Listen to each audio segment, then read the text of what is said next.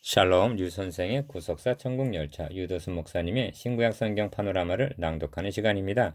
지금은 요한계시록 파노라마 17장입니다. 큰 음녀에 받을 심판. 요절은 14절. 저가 어린 양으로 더불어 싸우려니와 어린 양은 만주의 주시오 만왕의 왕이심으로 저희를 이기실 터이요 또 그와 함께 있는 자들 곧 부르심을 입고 빼내심을 얻고 진실한 자들은 이기리로다. 17장에서 18장까지는 바벨론 심판에 관한 상론입니다. 16장 마지막 부분에서 큰 성 바벨론이 하나님 앞에 기억하신 바 되어 그의 맹렬한 진노의 포도주 잔을 받음에 하고 16장 19절 바벨론의 멸망을 일단 언급한 것을 17장 18장을 통해서 자세히 설명하고 있는 것입니다. 그렇다면 바벨론의 멸망을 이처럼 두 장이나 할애하여 자세하게 말씀하고 있는 이유가 무엇인가? 구약 성경에도 이러한 예가 있습니다. 예레미야서의 마지막 부분인 46장에서 51장까지는 하나님의 백성 이스라엘을 대적한 열 나라를 심판하실 것에 대한 예언인데 애굽으로 시작해서 46장 바벨론으로 마치고 있습니다. 51장. 그런데 바벨론에 대한 심판은 마지막 두 장, 50장, 51장 110절이나 되는 분량으로 다루고 있습니다. 이는 계시록이 17장, 18장 두 장을 할애하고 다루고 있는 것과 상응하고 있습니다. 이는 바벨론의 멸망이 구속사에 있어서 그토록 중대한 의미가 있기 때문입니다. 그렇다면 바벨론을 이처럼 비중 있게 다루는 이유가 무엇인가? 바벨론이 이방인의 때를 누가복음 21장 24절 상징하는 머리, 대표가 되기 때문입니다.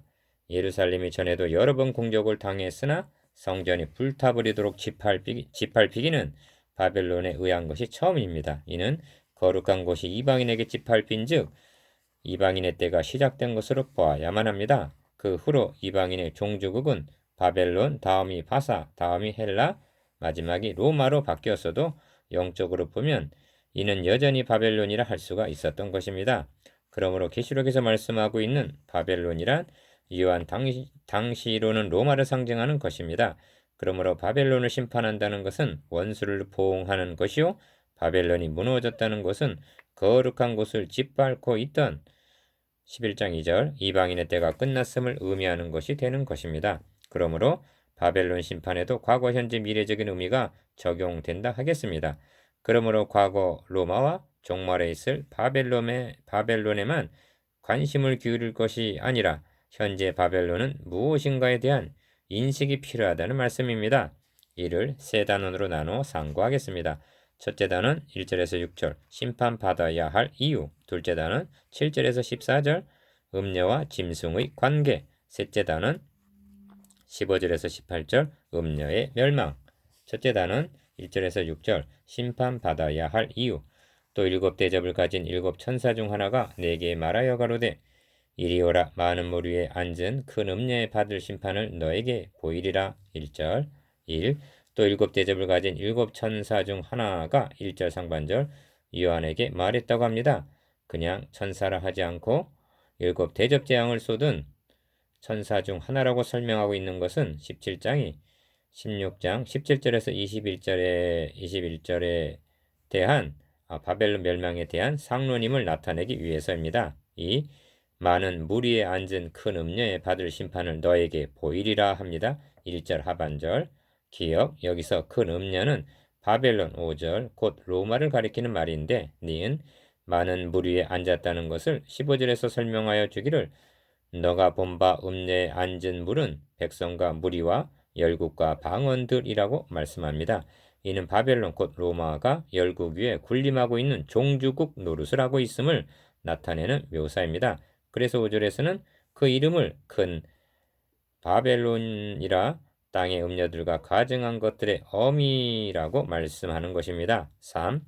2절은 바벨론 곧 로마가 심판받아야 할 이유를 말씀해주고 있는데 기억 땅의 임금들도 그로 더불어 음행하였고 니은 땅에 거하는 자들도 그 음행의 포도주에 취하였도다고 말씀합니다. 2절 바벨론을 가리켜 큰 음녀라 말하면서 땅의 임금들과 땅에 거하는 자들도 그와 더불어 음행했다는 것은 영적인 음행, 곧 우상숭배의 죄를 범하게 했음을 뜻합니다. 그러니까 요한 당신은 로마의 황제를 신격화하여 숭배한 것을 의미합니다. 디귿. 이 점은 이미 14장 8절에서 무너졌도다 무너졌도다 큰 성 바벨론이요 모든 나라를 그 음행으로 인하여 진노의 포도주로 먹이던 자로다 하고 말씀한 바입니다. 4. 6절에서도 심판받아야 할 또 다른 이유를 말씀하고 있는데 또 내가 보매 이 여자가 성도들의 피와 예수의 증인들의 피에 취한지라 합니다. 기억. 이는 큰 음녀가 음행만 행한 것이 아니라 이를 거부하는 성도들과 증인들을 죽여 피를 흘렸음을 나타냅니다. 취하였다는 묘사로 보아 수많은 성도들의 피를 흘렸음을 말씀해 줍니다. 니은 바벨론 당시에도 신상에게 절하지 않는다는 이유로 다니엘의 세 친구를 불 가마에 던진 사실을 알고 있습니다. 큰 음녀가 심판받아 마땅한 죄를 우상 숭배와 피 흘림이라고 말씀함을 유념해 두시기 바랍니다.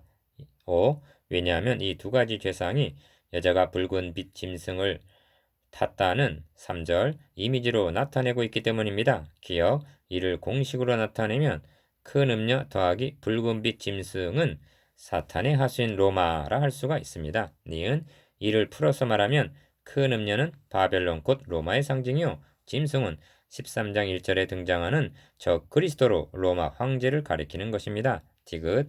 여기에 대적의 두 얼굴 두 모습이 있는 것입니다. 여자의 얼굴은 유혹하여 음행케 하는 모습이요 붉은빛 짐승의 얼굴은 피를 흘리는 무시무시한 적 그리스도의 모습인 것입니다.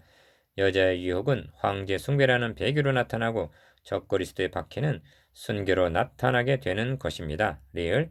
성도들은 붉은빛 짐승을 탄 여자 앞에서 우상 숭배를 할 것이냐 아니면 순교를 당할 것이냐 양자 태기를 강요당했던 것입니다. 이유. 그러므로 여자의 모습은 자주빛과 붉은빛 옷을 입고 금과 보석과 진주로 꾸미고 손에 금잔을 가졌는데 가증한 물건과 그의 음행에 더러운 것들이 가득하더라 하고 4절 유혹하기 위한 사치의 극치를 보여주고 있습니다. 7.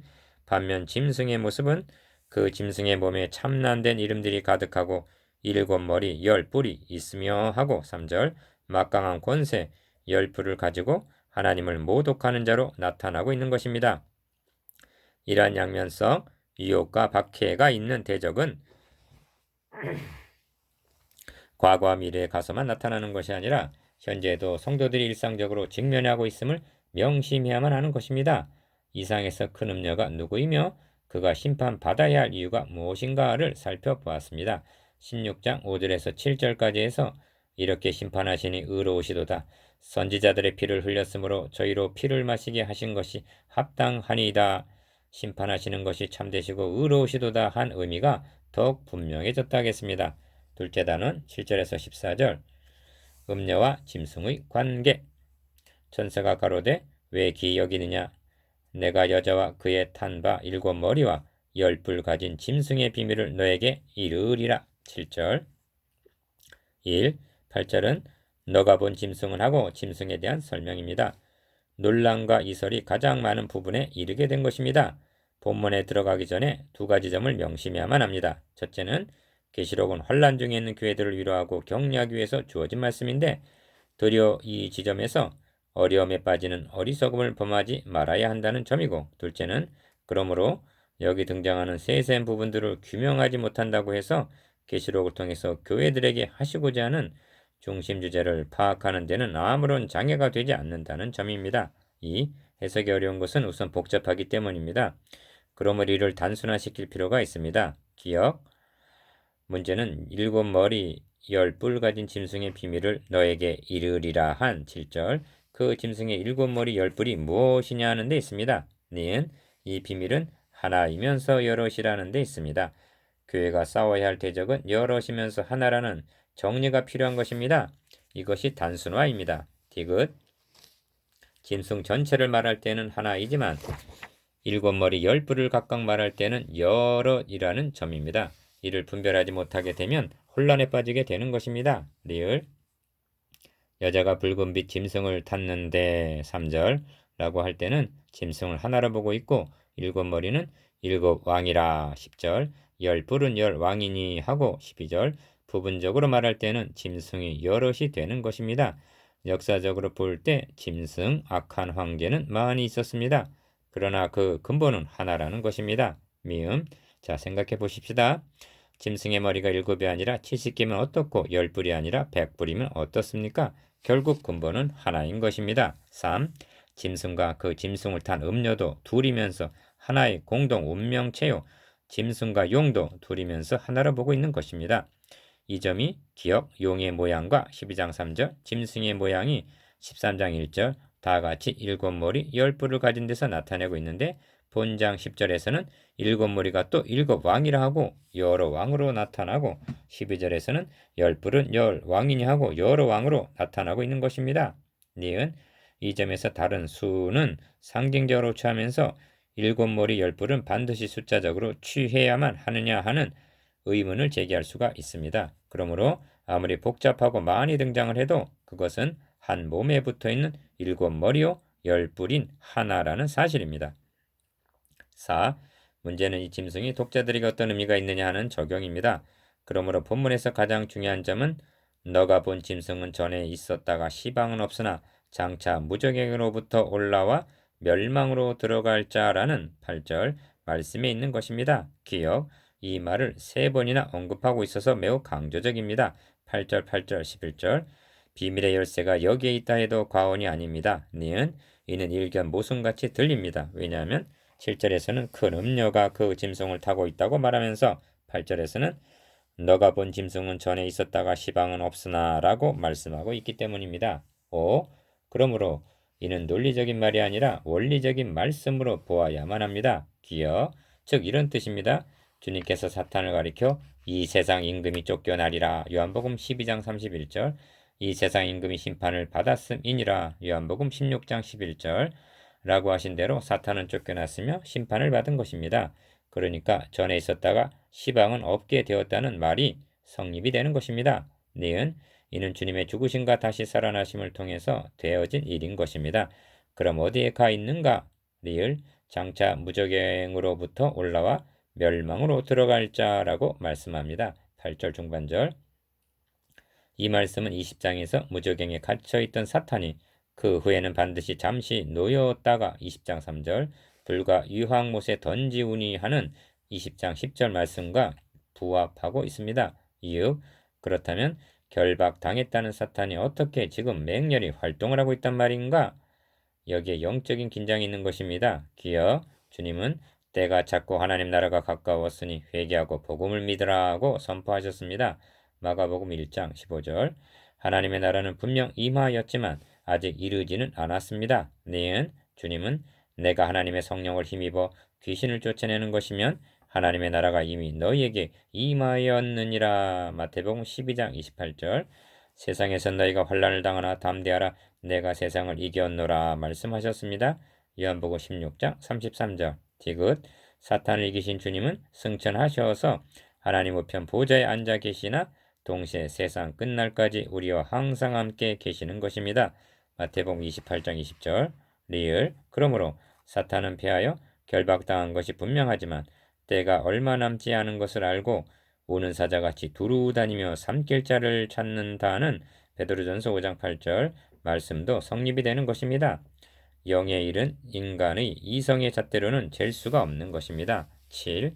또 한 가지 교회가 경각심을 가져야 할 점은 또 7왕이라 5은 망하였고 하나는 있고 다른 이는 아직 이르지 아니하였으나 라는 묘사입니다. 10절 기억 이 말을 달리 정리해보면 저 그리스도를 상징하는 7왕이란 전에도 있었고 5은 망하였고 지금도 있고 하나는 있고 장차 있을 다른 이는 아직 이르지 아니하였으나 존재라는 말이 됩니다. 니은 여기서 현재 독자들에게 중요한 요점은 하나는 지금 있다는 10절 중반절 말씀입니다. 8절에서는 시방은 없다고 말했으나 하나는 있다는 것입니다.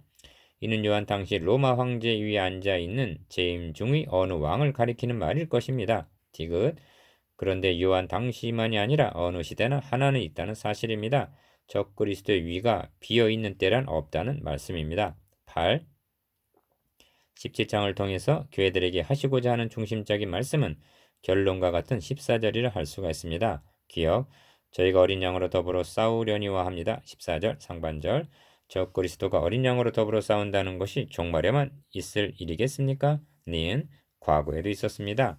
바로가 남자가 나가던 너희는 그를 하수에 던지라 한 것을 출애굽기 1장 22절 구속사라는 문맥으로 보면 어린 양으로 더불어 싸운 전쟁이었던 것입니다. 사울왕이 악령의 지배를 받아 악랄하게 다윗을 죽이려고 한 것도 이세벨의 딸인 아달랴가 다윗 왕가의 씨를 진멸하려 한 것도 열왕기하 11장 1절 헤롯이 베들레헴 경내의 2살 이하의 영아를 다 죽인 일도 마태복음 2장 16절 명백히 어린 양으로 더불어 싸운 전쟁인 것입니다. 디귿 이 싸움은 그리스도를 십자가에 못 박아 죽이는 것으로 절정에 이르게 됩니다.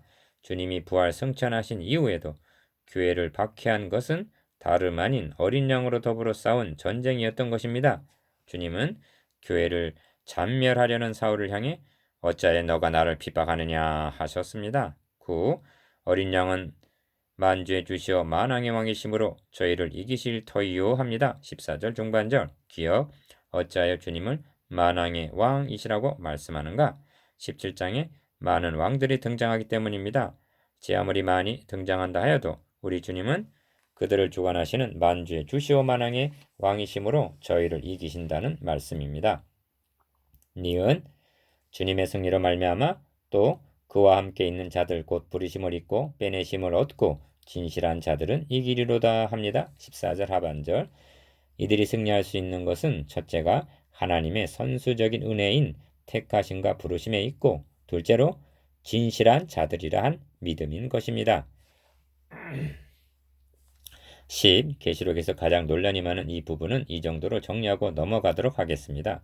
계시록이 난해하다는 것은 관점의 문제입니다. 일곱 머리 열불로 상징된 왕들이 역사적으로 누구인가를 규명하려는데 주안점을 두니까 난해하다고 말하게 되는 것입니다. 성경 중에 난해한 책이 어느 책인지 아십니까? 요한계시록이 아니라 요한복음입니다. 참으로 난해한 것은 일곱 머리 열불이 아니라 하나님 자신을 아는 일입니다. 대체의 말씀이 계시느라 이 말씀은 곧 하나님이시니라.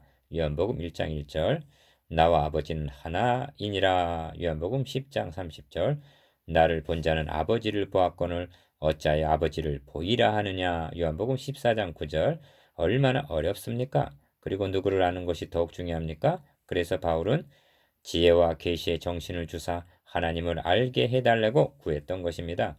에베소서 1장 17절 일곱 머리 열뿔이 김서방이면 어떻고 박서방이면 어떻습니까? 분명한 것은 17장의 중심이 이를 밝히려는 데 있는 것이 아니라는 점입니다. 그러므로 중요한 것은 또 그와 함께 있는 자들 곧 부르심을 입고 빼내심을 얻고 진실한 자들은 이기리로다 하신 14절 하반절 이김이라는 사실입니다. 17장은 이 한 말씀을 하시기 위함이라 해도 과언이 아닌 것입니다. 셋째 단은 15절에서 18절 음녀의 멸망 너가 본 바 이 열불과 짐승이 음녀를 미워하여 망하게 하고 벌거벗게 하고 그 살을 먹고 불로 아주 사르리라. 16절 1. 여기 필연적인 종말을 보게 되는데 열불의 짐승이 음녀를 미워하여 망하게 한다는 말씀입니다. 이는 악이 악을 칠 것을 의미합니다.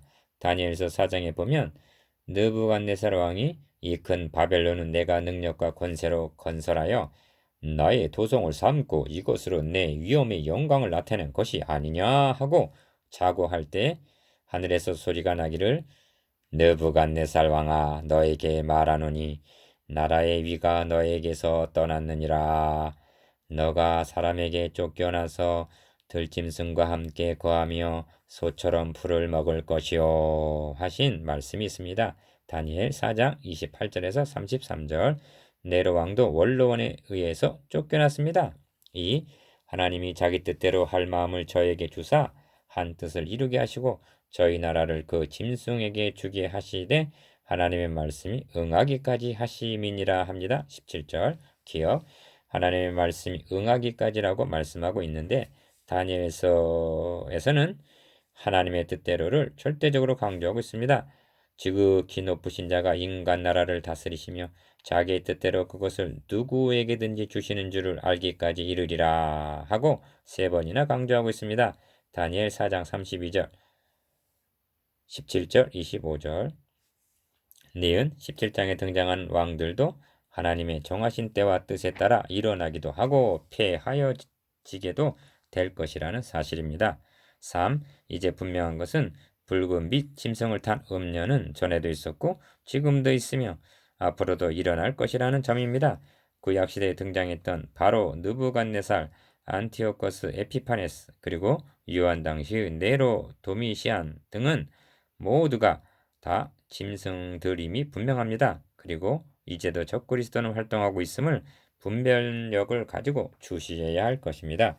그리고 정말의 결정적인 년, 월, 일시에 이르러 9장 15절 적그리스도는 등장을 하였다가 멸망으로 들어가게 될 것이라는 8절 불변의 진리입니다. 다시 강조합니다만 결론은 어린 양과 함께 있는 자들 곧 부르심을 입고 빼내심을 얻고 진실한 자들은 이기리로다 한 14절 이김의 삶을 사는 것입니다. 우리의 싸움은 시방은 없으나 한 8절 주님께서 사탄을 결박하신 승리에 근거하여 하나는 있고 한 10절 지금도 우는 사자같이 삼킬 자를 두루 찾고 있는 긴장 사이에서 승리해야 할 싸움이라는 점입니다. 한 가지를 보여드리고 싶습니다. 7대접을 가진 7천사 중 하나가 1절 많은 물 위에 앉은 큰 음녀에 받을 심판을 너에게 보이리라 한 음녀와 이리 오라 내가 신부 곧 어린 양의 아내를 너에게 보이리라 한 21장 9절 신부의 대조점입니다. 그리고 천사가 보여준 신부가 누구인지 아시겠습니까? 바로 여러분 당신입니다. 음녀가 사탄의 신부라면 여러분은 형제자매는 어린 양의 신부라는 말씀입니다.